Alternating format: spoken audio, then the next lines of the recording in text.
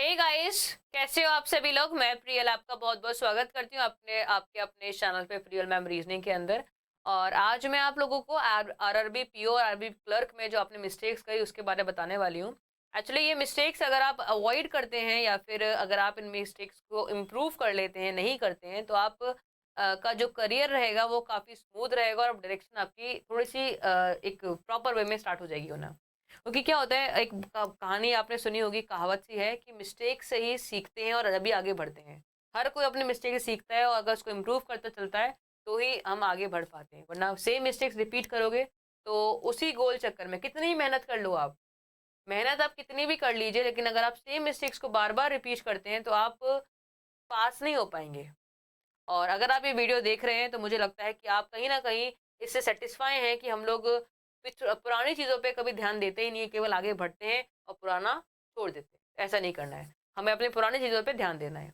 तो स्टार्ट करते हैं उन मिस्टेक्स के बारे में जो आपको अवॉइड करने, इन फ्यूचर आपने क्या करी थी वो बताना स्टार्ट करते हैं। सबसे पहला होता है फर्स्ट मिस्टेक जो है वो रिपीटेशन की। रिपीटेशन कैसे? स्टूडेंट क्या सोचता है कि मैंने मान लीजिए टॉपिक था, मान लो डायरेक्शन डिस्टेंस ही मान लेते हैं, डायरेक्शन डिस्टेंस डी टॉपिक है, ये मुझे आता है इन सेंस कि मैंने उसको सॉल्व किया, मुझसे सॉल्व हो पा रहा है। उसने सॉल्व करा, उसे सॉल्व हो रहा था। क्वेश्चन जो मॉक टेस्ट देता था, मॉक टेस्ट में सॉल्व हो पा रहे थे, उसने ध्यान नहीं दिया, उसने आगे बढ़ गया, चलो ये तो मुझे क्वेश्चन आ रहे हैं। तो वो उस क्वेश्चन पे प्रैक्टिस नहीं करता है, सबसे बड़ी मिस्टेक रहती है। बैंकिंग में क्या होता है, आना इंपॉर्टेंट नहीं होता, आना इंपॉर्टेंट नहीं है, इजी टॉपिक है, सबको आता होगा। इंपॉर्टेंट ये है इस क्वेश्चन को 5 मान लेते या फिर 10 सेकेंड्स में सॉल्व करना। इंपॉर्टेंट ये है, इस चीज पे आपने कभी ध्यान ही नहीं दिया, नहीं दिया ध्यान।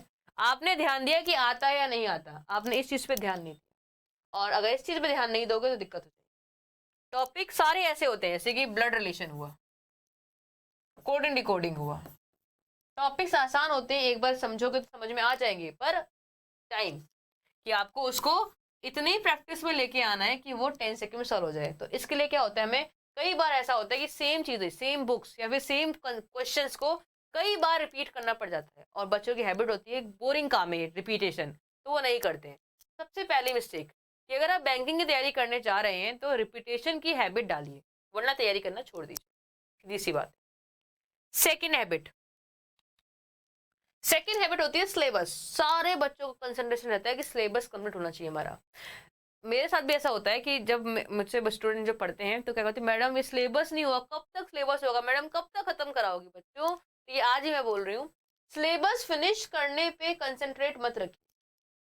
अगर आप एक आध टॉपिक छोड़ के भी चले जाते हैं तो कोई फर्क नहीं पड़ेगा, कोई फर्क नहीं पड़ेगा, क्योंकि हमें 100 आउट ऑफ 100 मार्क्स नहीं चाहिए होते सिलेक्शन के लिए। आपको पता ही है, 70 80 मार्क्स लेके आ जाए सिलेक्शन हो जाता है।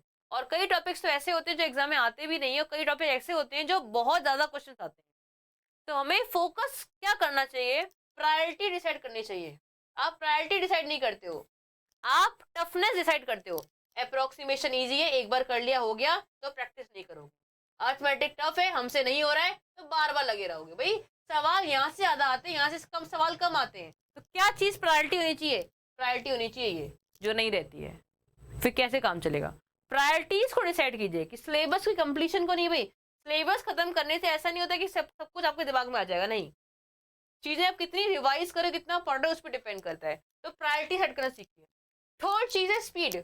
पूरा बच्चा, मतलब बैंकिंग का तैयारी जो बच्चा भी कर रहा है वो एक ही फोकस है उसका कि स्पीड स्पीड स्पीड। भाई कहाँ जाओगे स्पीड लेके, कहाँ जाओगे, मैराथन मैराथन में जाना आपको स्पीड लेके बच्चे, नहीं। स्पीड सेकेंडरी चीज है, वो अपने आप आएगी। मैं आपसे बोल रही हूँ, ब्लड रिलेशन के क्वेश्चन 1 महीने तक सॉल्व कीजिए, डेली 25 सवाल। स्पीड देखिए, अपने आप आएगी स्पीड, 10 सेकंड की स्पीड अपने आप, आपको लाना पड़ेगा ही नहीं, अपने आप स्पीड आएगी। डेली सॉल्व कीजिए 25 क्वेश्चंस 1 महीने तक। प्रैक्टिस करिए, कंसेप्ट को सीखिए, कंसेप्ट को एक्यूरेसी लेके आने चाहिए, सीखिए कि जो हम क्वेश्चन सॉल्व कर रहे हैं वो सही सॉल्व हो रहा है या नहीं हो रहा। तब जाके कंसेप्ट को सीखिए, कंसेप्ट को सीखने के बाद उसको एक्यूरेसी लेके आने की कोशिश कीजिए। जब ये दो चीज कॉम्बिनेशन बना लेंगी उसके बाद स्पीड आपकी अपने आप आएगी। आप खुद देख पाएंगे कि कहाँ पे हम शॉर्ट ट्रिक्स को यूज कर सकते हैं, कहाँ पे अपना टाइम बचा सकते हैं। जब आपको यही नहीं पता होगा क्वेश्चन सॉल्व कैसे होना है, तो टाइम बचाओगे कहाँ पे, तो वो सीखिए आप लोग। तो ये जो 3 चीजें हैं जो आप नहीं ध्यान देते, और इन चीजों को ध्यान देना है। बच्चा क्या सोचता है, बच्चा यही सोचता है कि हम लोगों को स्पीड लेके आनी है, भाई बहुत फास्ट पेपर करना है, बहुत जल्दी टाइम निकलता है, 20 मिनट ही तो होते हैं, ये होता है। नहीं, 20 मिनट बहुत होते हैं अगर आप उसको सिस्टमेटिक वे में अरेंज करना सीख लेते हो तो ये 3 चीजें जो आपको इंप्रूव करना है इन फ्यूचर, अगर आपको कोई भी एग्जाम देने उन लोगों के लिए, ठीक है। एक और चीज भी है, आपको बताना चाहूंगी मैं कि बैंकिंग का एक बैच स्टार्ट किया है मैंने। बैंकिंग स्पेशल बैच है ये, मैथ्स प्लस रीजनिंग का बैच है ये। आपको प्रादित एप्लीकेशन पे ये मिल जाएगा, प्रादित एप्लीकेशन पे आप वहां से ले सकते हैं। 8000624950 ये नंबर है, इस पे कॉल करेंगे, क्वेरी सॉल्व हो जाएंगी। बैच बहुत ही रीजनेबल है, इसलिए मैंने आपको सजेस्ट किया है कि आप इसको ले सकते हैं। काफी रीजनेबल प्राइस है, मतलब आपको दिक्कत भी नहीं होगी। और मेरा फोकस रहता है लर्निंग पे।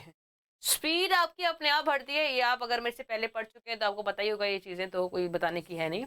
मेरा फोकस हमेशा रहता है कि आपको चीजों का अंदर की चीजें पता चले कि हो क्या रहा है यहाँ पे, क्योंकि बाद में शॉर्ट ट्रिक्स तो अपने आप बन जाती हैं, हम लोग खुद बना लेते हैं शॉर्ट ट्रिक्स तो। ठीक है, तो इन पे ध्यान दीजिए। तो उम्मीद करती हूँ आपको ये चीजें समझ में आई होंगी, और ये चीजें अवॉइड की चीजों को, इनको अवॉइड करोगे उतना ही आपके लिए बेटर रहेगा। बाय बाय, टेक केयर, और जय हिंद जय भारत, बाय बाय।